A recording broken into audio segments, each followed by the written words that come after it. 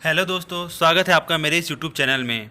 आज की इस वीडियो में हम एफएसटी एमसीक्यू की सीरीज़ चालू करने जा रहे हैं, जिसमें हम सभी बुक्स के यानी कि जितने भी ब्लॉक है, ब्लॉक 1 से लेकर ब्लॉक 7 तक के सारे बुक के इम्पोर्टेंट एमसीक्यूज़ को डिस्कस करेंगे। तो चलिए स्टार्ट करते हैं। ये है आपके सामने सबसे पहला प्रश्न। भाभा एटॉमिक रिसर्च सेंटर कहाँ स्थित है? तो इसका आंसर होगा बम्बई, यानी कि मुंबई में है ये स्थित। चलिए नेक्स्ट क्वेश्चन की ओर आगे बढ़ते हैं। दूसरा क्वेश्चन है, इसरो का पूर्ण अर्थ है, मतलब इसरो का क्या फुल फॉर्म है?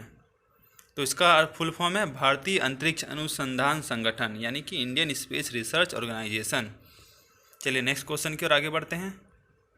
तीसरा क्वेश्चन है, इसरो के संस्थापक कौन थे? तो इसका आंसर होगा doctor Vikram Ambalal Sarabhai. Next question की ओर आगे बढ़ते हैं। चौथा क्वेश्चन है, एएसएलवी का पूर्ण अर्थ है, मतलब एएसएलवी का क्या फुल फॉर्म है? तो इसका आंसर होगा ऑगमेंटेड सैटेलाइट लॉन्च व्हीकल, या फिर इसको और भी एक नाम से जानते हैं एडवांस सैटेलाइट लॉन्च व्हीकल, जिसको हम लोग एसएलवी के नाम से जानते हैं। चलिए नेक्स्ट क्वेश्चन की ओर आगे बढ़ते हैं। विज्ञान एक सामाजिक संस्था है, इसका अर्थ है कि इसके दो स्टेटमेंट दिए गए हैं। पहला स्टेटमेंट है वैज्ञानिक कार्य संसार में बहुत बड़े विशाल भवनों में किया जाता है, या फिर दूसरा स्टेटमेंट वैज्ञानिक कार्य बड़ी संख्या में और संगठित रूप में परस्पर संबंध लोगों द्वारा किया जाता है। तो आपके सामने ऑप्शन है, ऑप्शन ए ओनली 1, या फिर बी ओनली 2, या फिर दोनों ऑप्शन स्टेटमेंट 1 स्टेटमेंट 2, या फिर इनमें से कोई नहीं। तो आपका क्या आंसर होगा? इसका आंसर है ओनली 2, यानी कि वैज्ञानिक कार्य बड़ी संख्या में और संगठित रूप में परस्पर संबंध लोगों द्वारा किया जाता है। चलिए नेक्स्ट क्वेश्चन की ओर आगे बढ़ते हैं। क्वेश्चन है 6 क्वेश्चन में बोला गया है, निम्नलिखित में से कौन सा कथन विज्ञान के इतिहास की व्याख्या सबसे सही ढंग से करता है? मतलब इसमें से जो स्टेटमेंट दिया गया है उसमें से कौन सा स्टेटमेंट जो है विज्ञान की सही व्याख्या करता है? तो चलिए पहला ऑप्शन है क, विज्ञान की खोजों का एक तिथि क्रमानुसार विवरण है। दूसरा, महान वैज्ञानिकों के योगदान का लेखा जोखा है। या फिर ग, विज्ञान और समाज की पारस्परिक क्रिया की कहानी है, जिसमें यह बताया जाता है कि ये दोनों एक दूसरे को कैसे प्रभावित और परिवर्तित करते हैं। चौथा, युगों से होने वाले महत्वपूर्ण वैज्ञानिक विकास का विवरण है। तो इनमें से कौन सा सही ऑप्शन है? या मल्टीपल ऑप्शन भी इसमें हो सकते हैं। चलिए देखते हैं कि आंसर क्या है। इसका आंसर है ग, यानी कि ये वाला। एक मिनट, विज्ञान मतलब क्या है? विज्ञान के इतिहास की सही व्याख्या कौन करता है? इसका आंसर होगा ग, यानी कि विज्ञान और समाज की पारस्परिक क्रिया की कहानी है, यानी विज्ञान और समाज की पारस्परिक क्रिया की कहानी है, जिसमें यह बताया जाता है कि ये दोनों एक दूसरे को कैसे प्रभावित और परिवर्तित करते हैं। ये इसका आंसर है। चलिए नेक्स्ट क्वेश्चन की ओर आगे बढ़ते हैं। 7वां क्वेश्चन है, वह युग जिसमें आदि मानव पत्थर के औजारों का उपयोग करता था, उस युग को क्या कहते हैं? तो इसका आंसर होगा पाषाण युग, यानी कि स्टोन एज। मतलब आदि मानव जिस समय पत्थरों का उपयोग करता था, वो एज जो था स्टोन एज के नाम से जाना जाता है। चलिए नेक्स्ट क्वेश्चन की ओर आगे बढ़ते हैं। 8वां क्वेश्चन है, वे वैज्ञानिक जो प्रायः प्राचीन स्थानों की खुदाई करके प्राचीन मानव समाजों, विशेषकर प्रागैतिहासिक काल का अध्ययन करते हैं, ऐसे वैज्ञानिकों को क्या कहते हैं? तो इसका आंसर होगा पुरातत्वविद, यानी कि आर्कियोलॉजिस्ट। ठीक है, नेक्स्ट क्वेश्चन की ओर आगे बढ़ते हैं। 9वां क्वेश्चन है, पाषाण युग का अंत किसका परिणाम था? देखिए ये क्वेश्चन जो है दिसंबर 2019 में आ चुका है ये क्वेश्चन। तो पाषाण युग का अंत किसका कारण था? जलवायु परिवर्तन पहला ऑप्शन। दूसरा ऑप्शन आबादी वृद्धि के मद्देनजर खाद्य आपूर्ति में कमी। तीसरा ऑप्शन इनमें से दोनों, या फिर चौथा इनमें से कोई नहीं। तो आपका क्या ऑप्शन होगा? इसका आंसर होगा युग दोनों, यानी कि जलवायु परिवर्तन और आबादी वृद्धि के मद्देनजर खाद्य आपूर्ति में कमी, ये दो मेन कारण थे पाषाण युग के अंत का। चलिए नेक्स्ट क्वेश्चन की ओर आगे बढ़ते हैं। 10वां क्वेश्चन है, एक चंद्र वर्ष में कितने दिन होते हैं?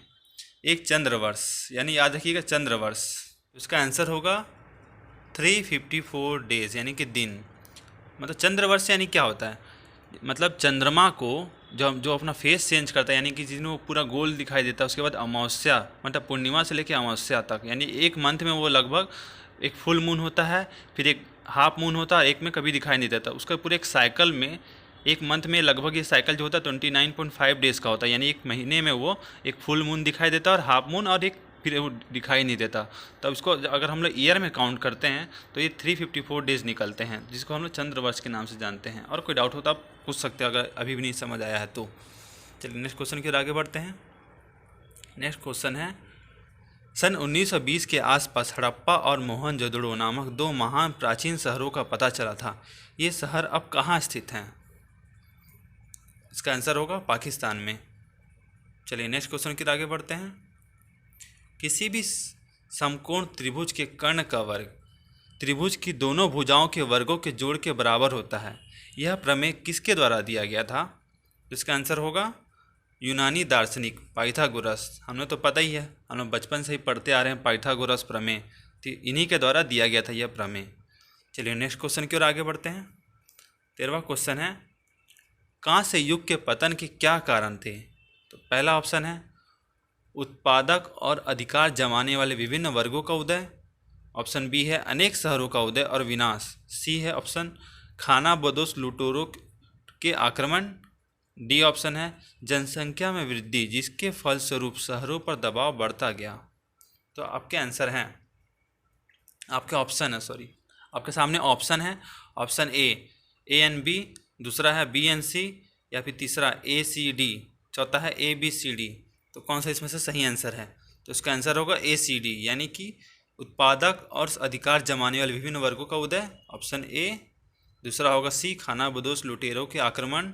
फिर ऑप्शन डी जनसंख्या में वृद्धि जिसके फलस्वरूप शहरों पर दबाव बढ़ता गया। ये मेन 3 रीजन थे जिसके कारण कांस्य युग के पतन हुआ, कांस्य युग का पतन हुआ। चलिए नेक्स्ट क्वेश्चन की ओर आगे बढ़ते हैं। सिंधु घाटी सभ्यता की मुख्य विशेषता है। आपके सामने ऑप्शन है ज्यामिति का विचारणीय ज्ञान। दूसरा है किसी खास किस्म की नगरीय योजना की प्रस्तुति। तीसरा ऑप्शन है उच्च स्तर का वैज्ञानिक एवं तकनीकी ज्ञान। चौथा ऑप्शन है उपयुक्त सभी। इसमें से कौन सा सही आंसर होगा? आंसर है इसका सभी। चलिए नेक्स्ट क्वेश्चन की ओर आगे बढ़ते हैं। 15 क्वेश्चन है, अर्थशास्त्र पुस्तक के लेखक कौन हैं? इसका आंसर होगा कौटिल्य, यानी कि चाणक्य। चाणक्य ने ही अर्थशास्त्र पुस्तक की रचना की थी। इसका एक्सप्लेनेशन है, जो कि अर्थशास्त्र है वो चंद्रगुप्त के मंत्री, मतलब जो कौटिल्य की चाणक्य थे वो चंद्रगुप्त के मंत्री थे।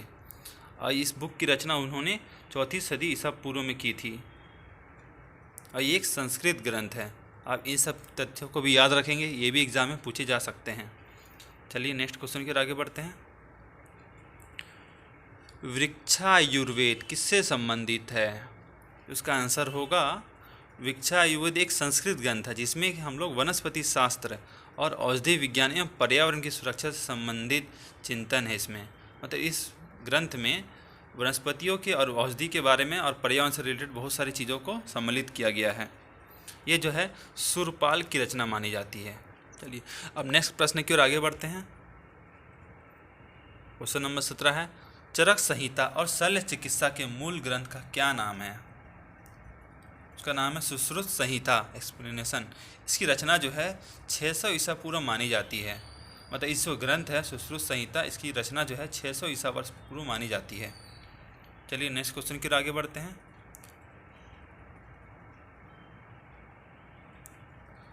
गोलों के अंदर गोले अर्थात सकेंद्रित गोलों यानी कि कोसेंट्रिक स्फीयर के सेट का आंशिक प्रतिरूप बनाकर ग्रहों की गति की व्याख्या करने का प्रयास किसने किया?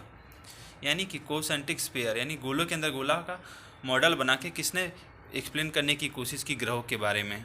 तो सबसे पहला प्रयास जो था यूडोक्स के द्वारा किया गया, जो 408 से 355 ईसा पूर्व में किया गया। तो इसका मॉडल कुछ इस प्रकार का था, आप देख सकते हैं।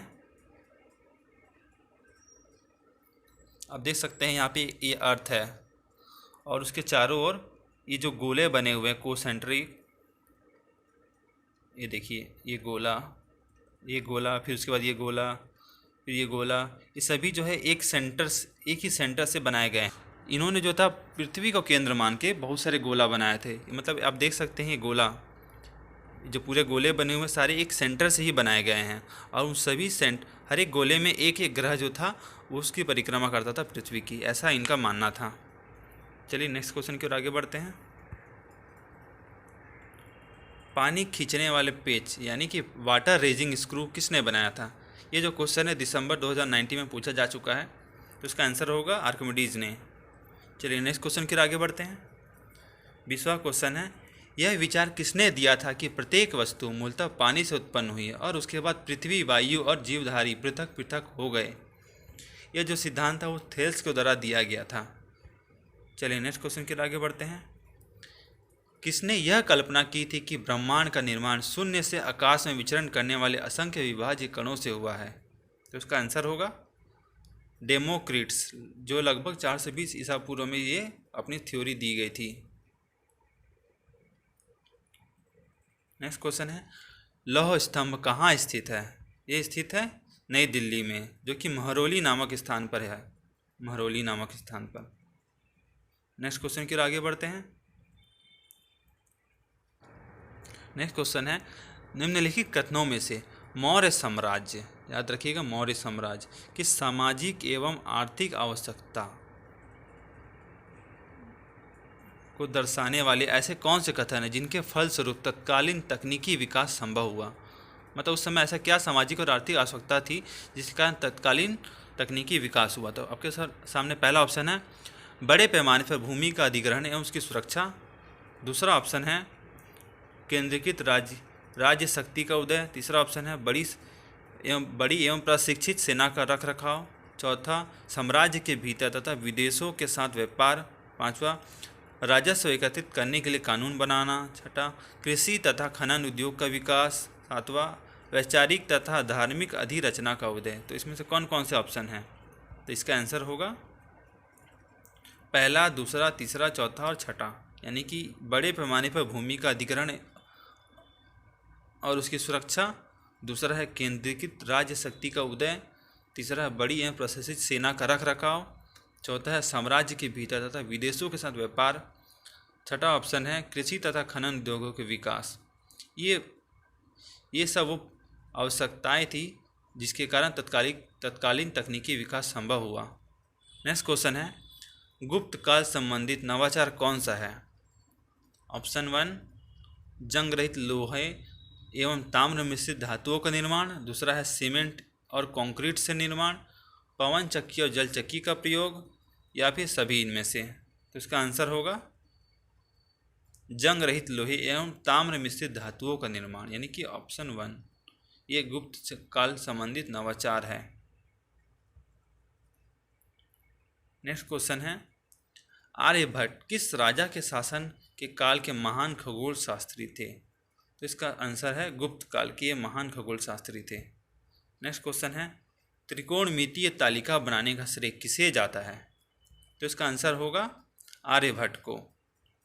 नेक्स्ट क्वेश्चन है, गणित शास्त्र एवं खगोल विज्ञान संबंधी ग्रंथ सिद्धांत शिरोमणि किसने लिखा है? इसका आंसर है भास्कर 2। नेक्स्ट क्वेश्चन है, वह उपजाऊ जमीन जिसकी जुताई बुआई सीधे राज्य की देखरेख में होती थी उसे क्या कहते थे? उसका आंसर होगा सीता भूमि। ओके दोस्तों, आज के लिए इतना ही क्वेश्चन। अब हम नेक्स्ट वीडियो में बुक नंबर 2 को डिस्कस करेंगे, यानी कि ब्लॉक 2 के MCQs को डिस्कस करेंगे। और कोई डाउट हो तो आप कमेंट करके पूछ सकते हैं। ओके, धन्यवाद।